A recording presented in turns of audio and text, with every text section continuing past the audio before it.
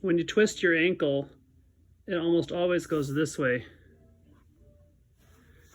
And so you're straining the ligaments that help support your ankle. So you will be tender and swollen in this area. To determine whether you need an x-ray or whether it's fractured, a good rule is the Ottawa rules. And that has to do with the lateral malleolus. You look at the back half of it and you feel on the bone. If it's particularly tender, you're more likely to have a fracture. Second portion of the rules are this bone attaching to the pinky toe, and you can usually feel a little bump right there. That bone right there, if that's tender, then you may have a fracture. And then if you can't walk, you may have a fracture.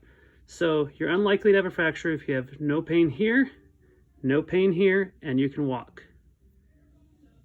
For treatment, you do RICE, R-I-C-E, rest, ice, compression, and elevation.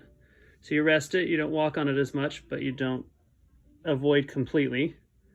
You ice it, go 15-20 minutes on, take a break for half hour or an hour, then put it on again, many times during that first day especially. Compression, you wrap it with an ACE bandage that helps hold the swelling down, and elevation, when you can, you put it up in the air.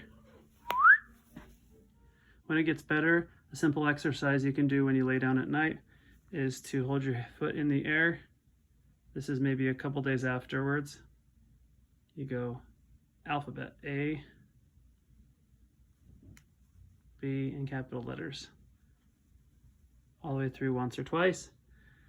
And then you put a band around your foot or a towel, and you pull this way and you push with your foot that way to strengthen the foot going that way. And lastly, when you do a high intensity exercise or a sport, you put a